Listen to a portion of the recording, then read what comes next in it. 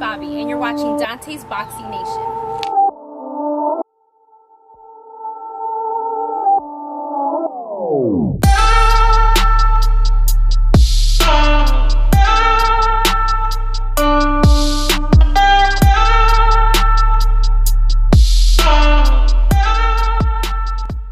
Dante's Boxing Nation, what's going on, guys?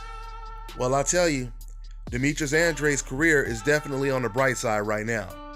He is the WBO middleweight champion. He just got a knockout win over Akavov. He dominated him. He did what he wanted to do. He showed his beautiful boxing ability, fighting on the inside, the outside. And now, once again, it's on to bigger and better things for Demetrius Andrade. Now Demetrius Andrade finally has realistic options that can come to fruition compared to the stuff that he was going through before he was with DAZN.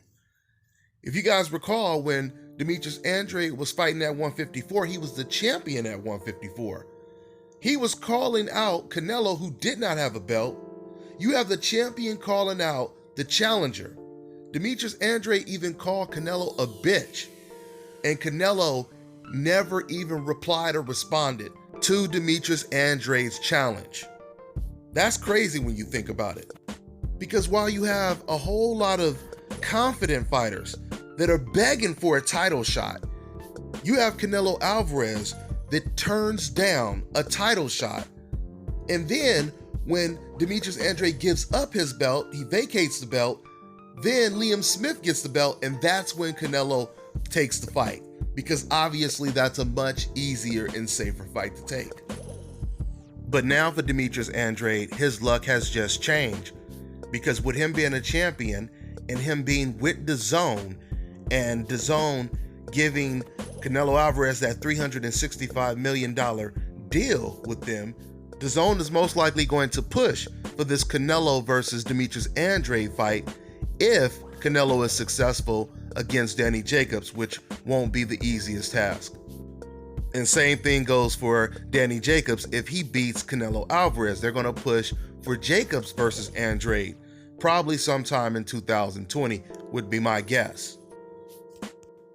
So this is great news for the boxing fans. Canelo Alvarez has stepped up to fight against Danny Jacobs. If you guys recall, right before the Rocky Fielding fight with Canelo, there were reports that David Lemieux was the front runner to fight against Canelo Alvarez next.